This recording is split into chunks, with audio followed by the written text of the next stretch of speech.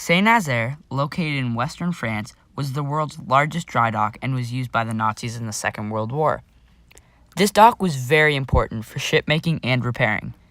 It was also the only dock big enough to house the Tirpitz, the Nazis' biggest and most feared battleship. The British realized how much of a threat this could be for the fight in the Atlantic, and they knew they had to do something.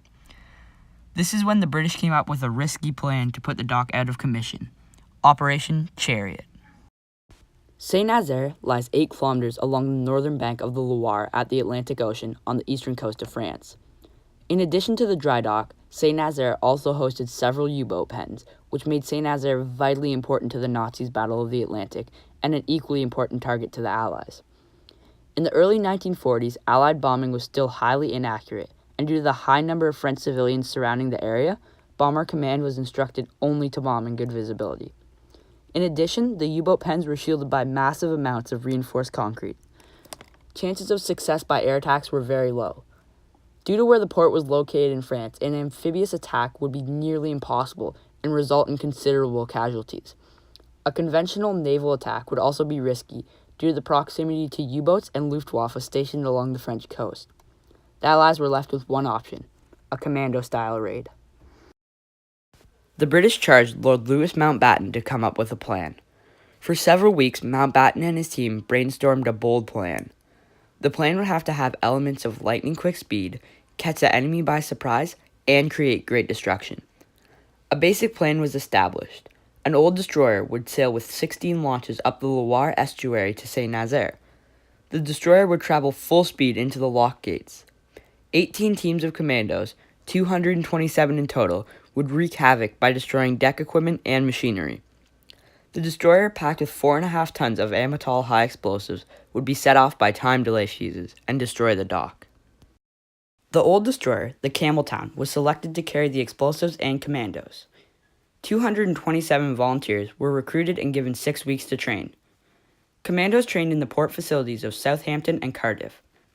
The King George V dry dock in Southampton was used as a replica of the real dock at Saint-Nazaire.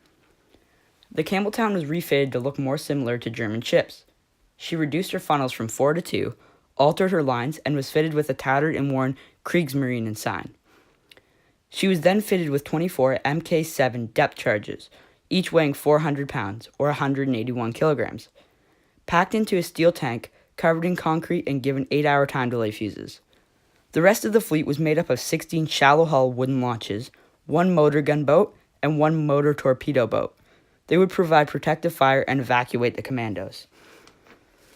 The commandos were divided into 3 groups, 1 group aboard the Campbelltown, the other 2 on the launches.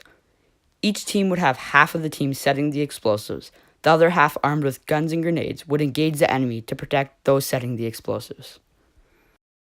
The team, led by Lieutenant Colonel Charles Newman, set sail from Falmouth on March 26, 1942, heading for its destination. The flotilla was escorted by 2 destroyers. The group on the Campbelltown was in charge of wrecking the machines on the Normandy dock, which included the pump house and winding sheds that emptied and filled the basin. They were also to destroy the northern caisson. Groups 2 and 3 would land west at the Old Mole and the Old Entrance to destroy the bridges and locks. These that survived would then evacuate on the motorboats. Lastly, the motor torpedo boat would fire their torpedoes at the locks at the basin to Saint-Nazaire, where the submarine pens were located.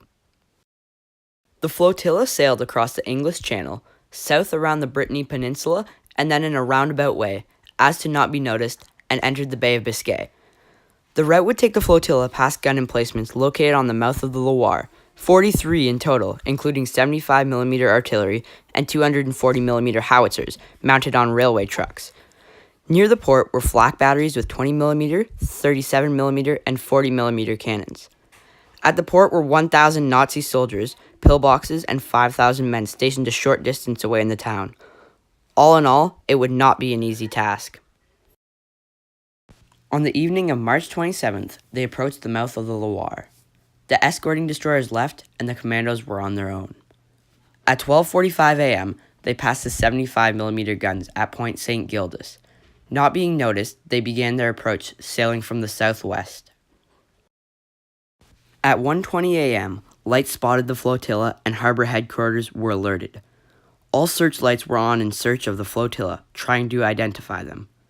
Signalman FC Pike signaled in Morse code, "Two craft damaged by enemy action. Request permission to proceed to harbor without delay." Lights immediately were turned off, and light fire towards the group ceased. The British were able to fool the enemy. Just before 1:30 a.m., when they were 2 kilometers out, the Germans realized they had been fooled. At that time, all chaos ensued. Nazi guns opened up on the flotilla, and the British fired back. The Campbelltown went full steam ahead toward the lock, at which time the whitened sign was raised and the time delay fuses set. Several crew and commandos aboard the Campbelltown were killed by oncoming fire as the ship approached the caisson. She broke through the steel torpedo nets and slammed herself into the southern lock gates. Evacuation orders were given and the commandos spilled out onto the dock. The ship was scuttled, and as she sank, she blocked the lock gates. Time-delayed torpedoes were fired by the torpedo boat at the lock gates of the basin to St. Nazaire.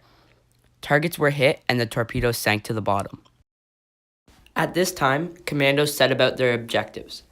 Gun emplacements and bunkers were silenced. The pump house was blown up, and its wreckage set ablaze, as were the winding sheds at the north and south, and the other caisson. As each group met their objective, they retreated to the Old Mole, their rendezvous point, to be evacuated. The other groups were not as successful, and many of the men aboard the motorboats and launches were dead before reaching shore. Still many more were wounded and taken prisoner. At 10:15 a.m., the Campbelltown's explosives detonated, destroying the Normandy basin. It would be put out of operation for the remainder of the war. The docks were left a burning, smoking pile of concrete, twisted metal, and charred debris. This sealed the fate of the Tirpitz, which would remain in the north and never venture to the Atlantic. Despite this success, the submarine pens were not harmed. In total, 611 men took part in this daring mission. 105 sailors and 64 commandos lost their lives. Operation Chariot became an inspiration for Allied nations, showcasing the bravery and ingenuity of its military.